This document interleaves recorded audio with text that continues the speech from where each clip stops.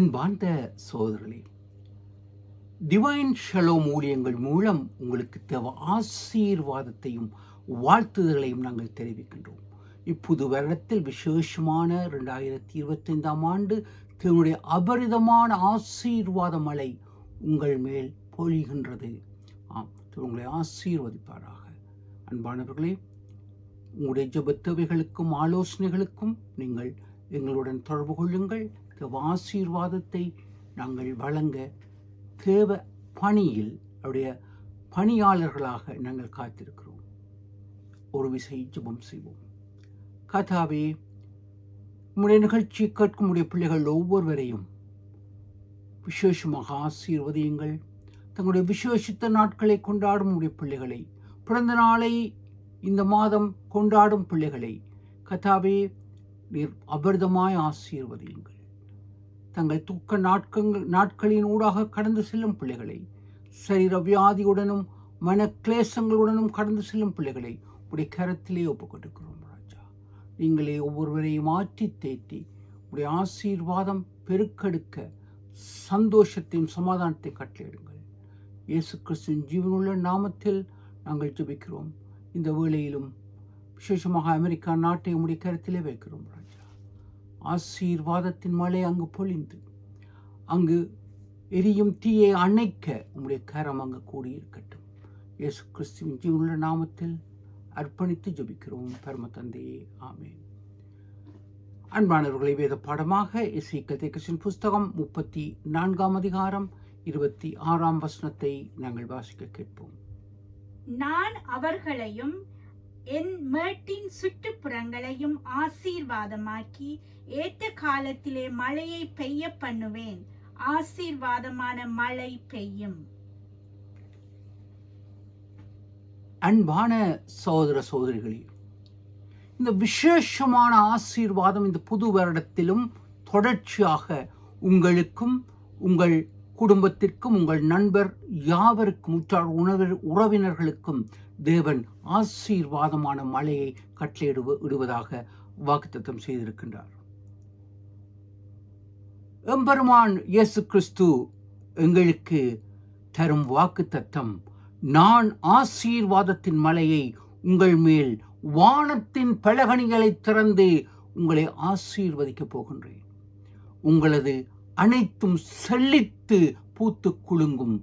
ஆசீர்வாதமான விருட்சங்கள், கனிகள் உங்கள் வாழ்க்கையில் நிரம்பி வழியப் போகின்றது என்பதை தேவன் உங்களுக்கு ஆசீர்வாதமாக கூறுகின்றார்.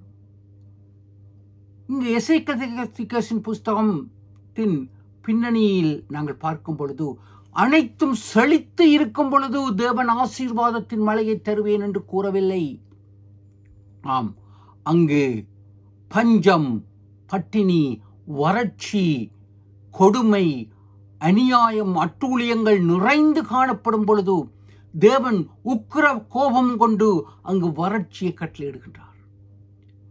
அங்கு ஜெசபேல் என்ற அரசி தேவனுக்கு முரட்டாட்டம் உள்ளவளாக, தேவனை விட்டு அவள் பின்வாங்கியவளாக, தேவனை துதிக்காமல் தேவனை பூஜிக்காமல் அவள் அந்நிய தேவர்களை வணங்கிய பொழுது, தேவனின் தீர்க்கதரிசிகளை ஊழியக்காரர்களை பட்டய கருக்கினால் கொலை செய்த பொழுது தேவனுடைய உக்கிர கோபம் அங்கு வந்து அங்கு கடும் வறட்சி, பஞ்சம் அங்கு இருக்கின்றது. இந்த சூழ்நிலையில் தான் தேவன் மனமிறங்கி அவர் கிருபையாக கூறுகின்றார், நீங்கள் பாவத்தில் விழுந்தீர்கள், அநியாயம் செய்தீர்கள், ஆயினும் நான் ஆசீர்வாதத்தின் மழையை பெருக பண்ணுகின்றேன், உங்கள் மேல் வர்ஷிக்க பண்ணுவேன். உலகம் அநியாயத்துக்குள் செல்கின்றது, ஆயினும் தேவன் கிருபையாய் இரக்கமாய் ஆசீர்வாதத்தை அங்கு கொளிய பண்ணுகிறார். அன்பானவர்களே, எம் தேவன் இரக்கத்தின் தேவன். இந்த ஆசீர்வாதம் இஸ்ரவேல் மக்களுக்கு மட்டுமல்ல, உங்களுக்கும் எனக்கும் சேர்ந்ததாக இந்த ஆசீர்வாதம் இருக்கின்றது. இதனுடைய வாக்கு தத்தம் எப்பொழுதும் என்றும் நிகரானது, எப்பொழுதும் உயிருள்ளது, சதா காலங்களும் ஜீவிக்கின்றது. அன்றைய இஸ்ரவேலருக்கு மட்டுமல்ல, இன்றைய இஸ்ரவேலராகிய ஆண்டவரின் ஆவிக்குரிய இஸ்ரவேலராகிய உங்களுக்கும் எனக்கும் இந்த வாக்குத்தத்தம் தருகின்றார். ஆம், உங்களுக்கு நான் ஆசீர்வாதத்தின் மலையை உங்கள் மேல் பெருக பண்ணுகின்றேன். இந்த வார்த்தையை ஆண்டவர் கூறிய பொழுது எலியா தீர்க்கதரிசிக்கு அங்கு இவ்வார்த்தையை நீ துஷ்ட அரசியாகிய ஜெசபேலுக்கு கூறு, நான் ஆசீர்வாதத்தை தரப்போகின்றேன் என்ற பொழுது எலியா அங்கு அரசனின் ரதத்துக்கு முன்பாக அவன் ஓடுகின்றான். மிகவும் சக்தி வாய்ந்த அதிக குதிரைகள் பூட்டிய ரதம், வேகமாக செல்கின்ற ரதம். ஆயினும் எலியா ஆண்டவரின் பரிசுத்த ஆவியின் அபிஷேகத்தினால் நிறைந்தவனாய் மனுஷ சக்திக்கு அப்பாற்பட்டு அவன் ரதத்துக்கு முன்னாக ஓடுகின்றான். ஆம், இன்றைய நாளிலும் என் அன்பானவர்களே, நீங்கள் சரீர பலவீனத்தில் வியாதியின் உழன்று கொண்டிருக்கின்றீர்களா? பொருளாதார சூழ்நிலையில் முன்னேற முடியாமல் தவித்துக் கொண்டிருக்கின்றீர்களா? வேலை இல்லாமல் தவிக்கின்றீர்களா? மன உளைச்சலினால் பாதிக்கப்படுகின்றீர்களா? குடும்ப சூழ்நிலைகளில் உடைந்து காணப்படுகின்றீர்களா? ஆயினும் என் தேவன் உங்களுக்கு தன்னுடைய பரிசுத்தாவின் அபிஷேகத்தை தருகின்றார். எப்பொழுது அங்கு எலியா ஆண்டவர் வாக்குத்தத்தம் கொடுக்கின்றார், நான் மழையை தருவேன் என்று. எலியா அப்படியே ஆண்டவர் என்று இருக்கவில்லை. அவன் குனிந்து 7 தடவை பணிந்து ஆண்டவரை துதிக்கின்றான். மழையை தாரும் ஆண்டவரை என்று கேட்கின்றான். இன்று உங்கள் சுகத்துக்காக, உங்கள் சுபீட்சத்துக்காக நீங்கள் முழங்கால் படியிட்டு ஆண்டவரை நோக்கி ஜெபிக்கின்றீர்களா? அல்லாவிட்டால் மற்றவர்களின் நண்பர்கள் ஜெபிக்கின்றார்கள் என்று நீங்கள் இருக்கின்றீர்களா? எலியா ஆண்டவரின் வாக்குத்தத்தம் உங்களுக்கு தனக்கு தரப்பட்ட பொழுதும் அவன் ஜெபிக்கின்றான். தரை மட்டும் தாழ்ந்து தன்னை பணிந்து அவன் ஜெபிக்கின்றான். இன்று ஆண்டவரின் வாக்குத்தத்தம் உங்களுக்கு இருக்கின்றது. நீங்கள் உலகத்தை நோக்கி பார்க்காமல், உலகத்தின் பின்னால் நோக்கி பார்க்காமல், ஆண்டவரை பணிந்து அவர் தேவையை, அவர் வாக்குத்தத்தத்தை பிடித்துக் கொள்கின்றீர்களா? அன்பானவர்களே, உங்கள் பலவீனங்கள், சரீர பலவீனங்கள், ஆத்மீக பலவீனங்கள், பொருளாதார பலவீனங்கள், எல்லா மனோதத்துவ பலவீனங்கள் அனைத்திலும் தேவன் உங்களுக்கு பரிபூர்ண கிருபையை தருவார். இன்றைய காலத்திலும் வறட்சி காணப்படுகின்றது. எங்கும் வறட்சி. கிளைமேட் சேஞ்ச் என்ற பதத்தில் எங்கும் வறட்சி காணப்படுகின்றது. ஆம், இன்றைய சூழ்நிலையில் இன்று அமெரிக்கா பற்றி எரிந்து கொண்டு இருக்கின்றது.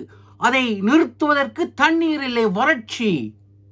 ஆம், ஆயினும் ஆண்டவர் கூறுகின்றார், என்னை நோக்கி பார்க்கும் பொழுது, என்னை பணிந்து கொள்ளும் பொழுது இந்த வறட்சிகளை நான் செழிப்பாக்குவேன், ஆசீர்வாதத்தின் மழையை நான் தருவேன். இது அமெரிக்காவுக்கு மட்டுமல்ல, உலகம் முழுவதிலும் இருக்கும் அவனுடைய பிள்ளைகளுக்கு ஆண்டவர் தருகின்றார்.